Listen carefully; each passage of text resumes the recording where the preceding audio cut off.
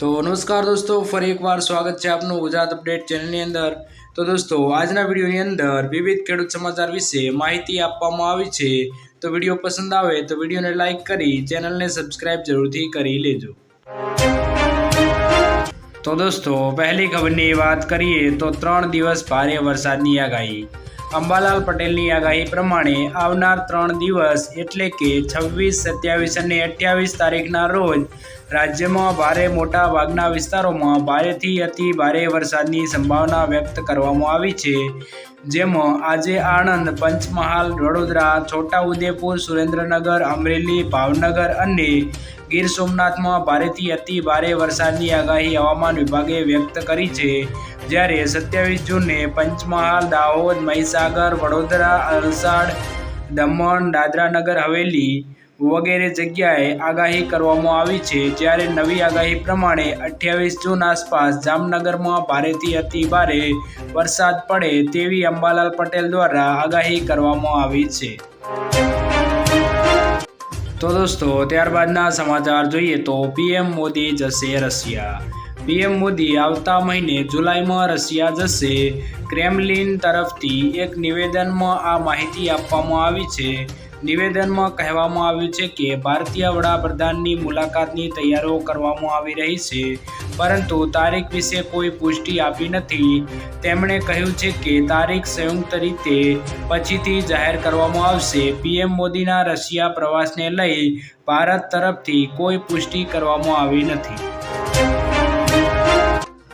તો દોસ્તો, ત્યારબાદના સમાચાર જોઈએ તો પીએમ કિસાન યોજનામાં થશે ફેરફાર। પ્રધાનમંત્રી કિસાન સન્માન નિધિ યોજનાના લાભાર્થીઓ માટે મોટા સમાચાર સામે આવ્યા છે। 17મા હપ્તા પછી 18મા હપ્તાની રાહ જોઈ રહેલા લગભગ 9 કરોડ ખેડૂતોને જલ્દી સારા સમાચાર મળી શકે છે। મીડિયામાં ફરતા અહેવાલો અનુસાર મોંઘવારીને જોતા કેન્દ્ર સરકાર પ્રધાનમંત્રી કિસાન સન્માન નિધિનો હપ્તો વધારવા પર વિચાર કરી રહી છે। સરકાર ટૂંક સમયમાં કિસાન સન્માન નિધિ યોજનાના હપ્તા હેઠળ ખેડૂતોને આપવામાં આવતી વાર્ષિક 6,000ની રકમ વધારી શકે છે। કેન્દ્ર સરકાર પીએમ કિસાન સન્માન નિધિના રકમમાં 50%નો વધારો કરી શકે છે। એવું કહેવામાં આવી રહ્યું છે કે કેન્દ્ર સરકાર પ્રધાનમંત્રી કિસાન સન્માન નિધિની રકમ વાર્ષિક 6,000 રૂપિયાથી વધારીને 12,000 રૂપિયા કરવા પર વિચાર કરી રહી છે। જો બધું બરાબર રહ્યું તો વડાપ્રધાન નરેન્દ્ર મોદી ચૂંટણી પછી અથવા તો 18મા હપ્તા આગમન પહેલા તેની જાહેરાત કરી શકે છે અને આગામી એટલે કે 18મો હપ્તો વધેલી રકમમાં આવી શકે છે, જેનાથી ખેડૂતોને વાર્ષિક 6,000 રૂપિયાનો નફો મળશે।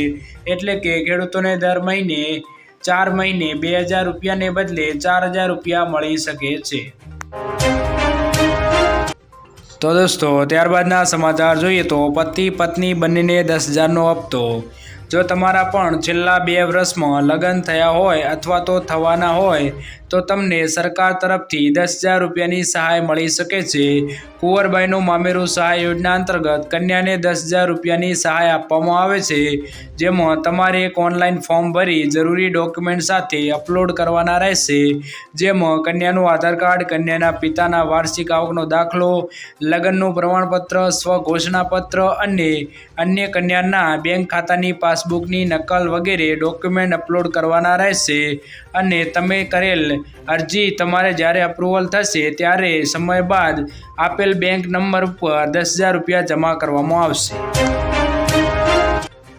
તો દોસ્તો, ત્યારબાદના સમાચાર જોઈએ તો આધાર કાર્ડ ઉપર 50,000 રૂપિયાની લોન। જો તમારી પાસે પણ આધાર કાર્ડ છે તો તમને મળશે ગેરંટી વગર 50,000 રૂપિયાની લોન। હાલમાં રાજ્યમાં લોકસભાની ચૂંટણી હોવાથી સરકારે પ્રધાનમંત્રી સ્વનિધિ યોજના હવે ડિસેમ્બર 2024 સુધી લંબાવવામાં આવી છે। અગાઉ તેની છેલ્લી તારીખ 31 માર્ચ 2023 હતી। આ યોજના હેઠળ નાના વેપારીઓ અને સ્ટ્રીટ વેન્ડર્સને લોન આપવામાં આવે છે। નાણાં મંત્રાલયે ટ્વિટર પર માહિતી આપી છે કે જો કોઈ શહેરી વિક્રેતા, મજૂર અને કોઈ અન્ય નાગરિકને કરિયાણા, રેડીમેડ અથવા તો ફળની દુકાન ખોલવા માંગે છે તો તેવા વ્યક્તિને આ યોજના હેઠળ લોનની રકમ આપવામાં આવે છે। જો તમે પણ આ યોજનામાં અરજી કરવા માંગતા હો તો જરૂરી ડોક્યુમેન્ટ સાથે અરજી કરવાની રહેશે। તો દોસ્તો, ત્યારબાદના સમાચાર જોઈએ તો 40 લાખ ખેડૂતોની લોન માફ। તેલંગાણાની કોંગ્રેસ સરકાર ખેડૂતો માટે મોટો નિર્ણય લીધો છે. આગામી 15 ઓગસ્ટની સમયસીમા પહેલાં ખેડૂતોનું દેવું માફ કરવામાં આવશે. 31,000 કરોડ રૂપિયાની કૃષિ લોન માફ કરવાના નિર્ણયને મંત્રીમંડળ દ્વારા મંજૂરી આપી દેવામાં આવી છે. જે બાદ કોંગ્રેસ નેતા રાહુલ ગાંધીએ ટ્વિટર પર પોસ્ટ કરીને કહ્યું હતું કે જે અમે કહ્યું છે તે કરી બતાવ્યું છે. આજે અમારી નિયત છે. 49 લાખથી વધુ ખેડૂતોનું લેવું માફ કરવામાં આવ્યું છે. મિત્રો તો દોસ્તો ત્યારબાદના સમાચાર જોઈએ તો વીમા વગર વાહન ચલાવશો તો થશે જેલ. રસ્તા પર થતા અકસ્માતના જોખમને રોકવા માટે કેન્દ્ર સરકારે મોટી એક્શન લીધી છે. હવે ગાડીઓના થર્ડ પાર્ટી વીમો હોવો જરૂરી કરી દીધું છે. મોટર વ્હીકલ એક્ટ 199ની ધારા 146 અંતર્ગત ભારતીય રસ્તા પર ચાલતી તમામ ગાડીઓના ફરજિયાતપણે થર્ડ પાર્ટી વીમો હોવો જોઈએ. આવા લોકોને કાનૂનના દંડ અને તેની સાથે જેલમાં જવાનો વારો આવી શકે છે. નવા નિયમ અનુસાર પહેલીવાર અપરાધ થવા પર 3 મહિનાની જેલ અને 2,000 રૂપિયાનો દંડ. વારંવાર ભૂલ થવાને કારણે તમને 3 મહિનાની જેલ અને 4,000 રૂપિયાનો દંડ થઈ શકે છે. જો આપની ગાડીનો ઇન્સ્યોરન્સ પણ ખતમ થઈ ચૂક્યું છે અથવા તો થવાનું છે તો તાત્કાલિક પોલિસી રિન્યૂ કરાવી લેજો, નહીંતર આ ભૂલ ભારે પડી શકે છે. મિત્રો તો દોસ્તો ત્યારબાદના સમાચાર જોઈએ તો વિદ્યાર્થીઓને દર મહિને 3,000 રૂપિયા મળશે. જો તમે પણ 12 પાસ છો તો તમને પણ સરકાર આપશે દર મહિને 3,000 રૂપિયા. રોજગાર સંગમ યોજના અંતર્ગત દરેક વિદ્યાર્થી એટલે કે સ્ત્રી અને પુરુષ બંનેને દર મહિને 3,000 રૂપિયાની સહાય આપવામાં આવે છે. જ્યારે આ યોજનાનો લાભ લેવા માટે તમારી વાર્ષિક આવક 4 લાખથી ઓછી હોવી જોઈએ, તમારા ઘરમાં કોઈ સરકારી નોકરી ન કરતું હોવું જોઈએ અને તમે 12 પાસ હોવા જોઈએ. જ્યારે આ યોજનાનો લાભ લેવા માટે તમારે એક ઓફલાઈન ફોર્મ ભરવાનું રહેશે. જે ફોર્મ ભરતી વખતે આધાર કાર્ડ, 12 પાસની માર્કશીટ, તમારું લિવિંગ સર્ટિફિકેટ, તમારો જાતિનો દાખલો આ બધા ડોક્યુમેન્ટ સાથે અરજી કરીને સબમિટ કરવાનું રહેશે. તો દોસ્તો ત્યારબાદના સમાચાર જોઈએ તો પાક નુકસાન સહાય ખાતામાં આવી. રાજ્યના ખેડૂતો માટે સૌથી મોટા સમાચાર સામે આવ્યા છે. કમોસમી વરસાદની નુકસાનીનો સર્વે પૂર્ણ થયો છે. રાજ્યમાં 13 મે 2024થી 18 મે 2024 સુધીમાં થયેલા કમોસમી વરસાદના કારણે દક્ષિણ ગુજરાતમાં સુરત, નર્મદા અને વલસાડ સહિત મધ્ય ગુજરાત, ઉત્તર ગુજરાતના જિલ્લાઓમાં ખેતી અને બાગાયતી પાકોને નુકસાન થયું હતું. ગુજરાતના 7 જિલ્લાઓમાં 10,943 ખેડૂતોને કમોસમી વરસાદથી નુકસાન થયું છે. SDRFના નિયમો હેઠળ ચૂકવણીની કાર્યવાહી હાથ ધરાશે. જે મુજબ બિનપિયત પાકોને 8,500 પ્રતિ હેક્ટર, પિયત ખેતી પાકોને 17,000 પ્રતિ હેક્ટર, વર્ષાયુ બાગાયતી પાકોને 17,000 પ્રતિ હેક્ટર અને વર્ષાયુ પાકોને પ્રતિ હેક્ટર 22,500 પ્રતિ હેક્ટર ચૂકવવામાં આવશે. વલસાડ જિલ્લામાં અસરગ્રસ્ત વિસ્તારોમાં 73.31 હેક્ટરનો સમાવેશ થાય છે. સુરત જિલ્લામાં 5887.40 હેક્ટર વિસ્તારમાં પાકને નુકસાન થયું છે. આ સિવાય ઉત્તર ગુજરાતમાં સાબરકાંઠા, મહેસાણા, અરવલ્લી તેમજ મધ્ય ગુજરાતના ખેડા જિલ્લામાં પાકોને નુકસાન થયું છે. મિત્રો તો દોસ્તો ત્યારબાદના સમાચાર જોઈએ તો ખેડૂતોને 25,000ની સહાય.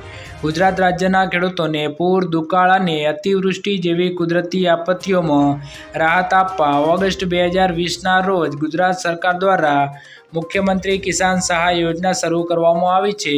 ગુજરાત કિસાન સહાય યોજના અંતર્ગત રાજ્ય સરકાર દ્વારા ખેડૂતોને મહત્તમ 4 હેક્ટર માટે કૃષિ પેદાશોના નુકસાનમાં 33%થી 60% નુકસાન વળતર આપવામાં આવશે. કુદરતી આફતોના કારણે થતા નુકસાનના કિસ્સાઓને ખેડૂતોને 20,000નું વળતર આપવામાં આવશે અને 60% કરતાં વધારે નુકસાન થયું હોય તો વધુમાં વધુ 4 હેક્ટર માટે 25,000નું વળતર આપવામાં આવશે. તો દોસ્તો ત્યારબાદના સમાચાર જોઈએ તો મફત અનાજ વિતરણમાં ફેરફાર. સરકારી સૂત્રોનું કહેવું છે કે 1 લાખથી વધુ લાભાર્થીઓ અયોગ્ય છે જેઓ બંગલા, કાર અને મકાન ધરાવતા હોવા છતાં ગરીબ કલ્યાણ યોજનાનો લાભ લઈ રહ્યા છે, જેને જાતિ પુરાવા વિભાગે હવે યુનિટ વેરિફિકેશનની તૈયારીઓ શરૂ કરી દીધી છે, જેમાં કોટેદાર તે તમામ સભ્યોના અંગૂઠાની છાપ લેશે જેમના નામે રાશન લેવામાં આવી રહ્યું છે. પહેલા મહિનામાં ઘરનો એક સભ્ય રાશન લેશે, જ્યારે બીજા મહિને બીજા સભ્યએ અંગૂઠા વડે રાશન લેવું પડશે. આ રીતે દર મહિને નવા સભ્યો અંગૂઠો લગાવીને એક પછી એક રાશન લેશે. જ્યાં સુધી તમામ એકમોની ચકાસણી ન થાય ત્યાં સુધી આ ક્રમ ચાલુ રહેશે. વેરિફિકેશનની આ નવી સિસ્ટમ શરૂ કરવા માટે ઈ-લૂપ મશીનને સુધારવાની તૈયારીઓ ચાલી રહી છે. તો દોસ્તો ત્યારબાદના સમાચાર જોઈએ તો સગીરને વાહન ચલાવતો જોવા મળશે તો 25,000નો દંડ ફટકારશે.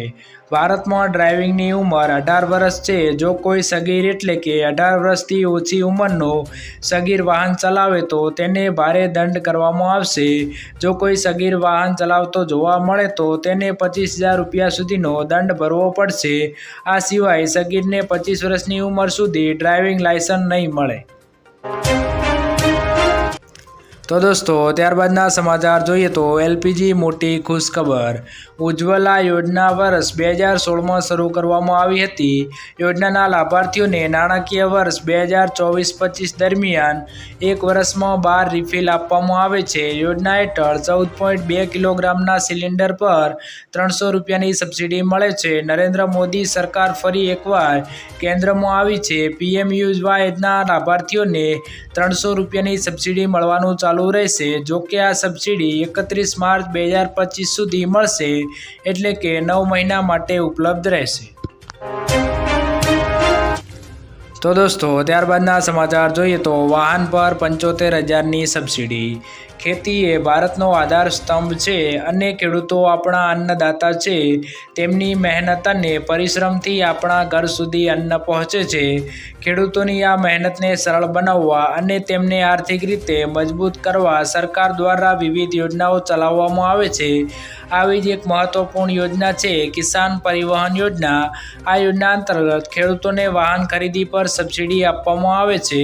આ યોજનાનો મુખ્ય હેતુ ખેડૂતોને પોતાની ખેતીવાડીની જરૂરિયાતો માટે વાહન ખરીદવા માટે પ્રોત્સાહિત કરવાનો છે.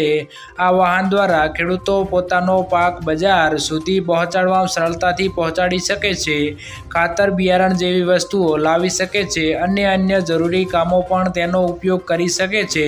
અને ખેડૂતોને વાહન પર મળે છે 75,000ની સબસિડી. મિત્રો તો દોસ્તો આજના વિડીયોમાં આટલું જ. જો વિડીયો પસંદ આવ્યો હોય તો વિડીયોને લાઇક કરી આપણી આ ચેનલ ગુજરાત અપડેટને સબસ્ક્રાઈબ જરૂરથી કરી લેજો.